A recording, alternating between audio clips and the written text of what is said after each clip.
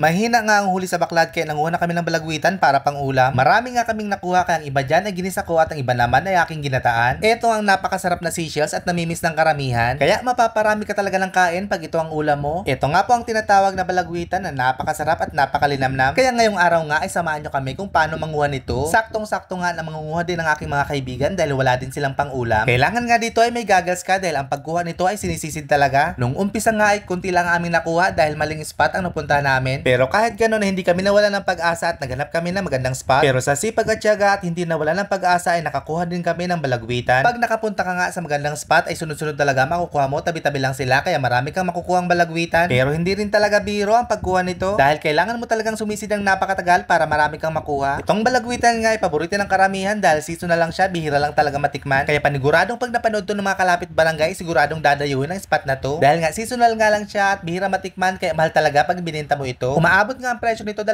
piso kada isa. Pero ang mga nagbebenta talaga nito ay gabi sila sumisisid kaya nakakakuha sila ng marami. Ang balagwitan daw kasi ay mas nalabas tuwing gabi kaya ginagamitan nila ito ng waterproof na flashlight. Pag ganito nga marami kang nakuha sa umaga ay panigurado marami ka din makukuha pag gabi. Ang problema mo nga lang sa pangunguha nito ay pag lumabo talaga ang tubig hindi mo sila makikita sa ilalim. At pag malabo nga ang tubig ay hindi nyo makikita ang isa't isa at pwede kayong magbanggaan. Kaya karamihan talaga sa nangunguha nito na magkasama ay talagang nagkakainlaban. Pero ngayon nga ay tuturo ko sa inyo kung anong magandang klaseng balagwitan. Ito nga po ang magandang klaseng balagwitan. Ang hindi nga magandang klaseng balagwitan ay napakaliit nila at napakanipis ng mga shell nila. At ito nga po ang napakagandang klase ng balagwitan, napakakapal talaga ng shell niya. Sa spot nga namin ay hindi nga lang balagwitan ang mga nakukuha namin. Bukod nga sa balagwitan ay marami din kami nakukuhang takal na napakasarap din kilawin. Mas maganda talaga ang takal na to kuhanin pag malaki talaga ang low tide. Pag low tide kasi ay mas kitang-kita mo sila dahil nakabuka lang sila. Ito ang takal na to ay mas masarap kilawin pag nasa dagat ka pa. Ang mga isda kasi at mga seashells ay napakasarap talaga kainin pag sariwang-sariwa pa sila. Medyo marami na nga nakukuha namin dito kaya may paghahati-hatian na kaming tatlo. Nung una kasi ay nawalan na sana kami ng pag-asa kaya mangunguna lang sana kami ng dalo-dalo. Kaya maraming salamat Ama at Haring Karagatan dahil marami kaming nakuhang biyaya. Pag masipag ka talaga sa probinsya ay hindi ka talaga magugutom dahil maraming biyaya ang lamang dagat. Pag wala talaga kasing isda sa baklad ay mga seashells talaga ang mga kinukuha namin dito. Hindi nga lang talaga balagwitan, takal, tabo-tabo, sikat-sikat ang makukuha mo dito. Marami ka talagang pagpipilian. Sa mga susunod nga na vlog ko ay ipapakilala ko sa inyo ang mga iba't ibang seashells dito na makukuha sa amin. Pero for today's video ay itong balagwitan nga muna ang ipapakilala ko sa inyo na napakasarap at napakalinamnam. Malalim na nga dito ang tubig kaya umuwi na kami dahil marami na kaming nakuha. Maraming salamat nga sa dalawang kasama ko dito na si Ian at si Eric na napakapogi at napakaganda. Dito na nga namin linisan ang mga balagwitan para pagdating sa bahay ay lulutuin na lang. Pero pasensya talaga sa mga bumibili dahil pang ulam lang talaga ang mga kinuha namin. At ang parte ko nga dito ay ginisa ko lang at ang iba naman ay ginataan. Itong gulay nga na kangkong ang pinakamasarap na partner talaga dito sa balagwitan. Kaya pag season talaga ng balagwitan ay nagkakaubusan talaga ng kangkong. Ito na nga ang bunga ng aming pinaghirapan, balagwitan na napakasarap at napakalinamnam. Kaya kung nakaabot nga sa part na to ay maraming salamat po sa inyo dahil nagustuhan niyo ang video ko. Maraming salamat nga po sa walang sawa niyong suporta. Maraming salamat at isang pinagpalang araw sa ating lahat.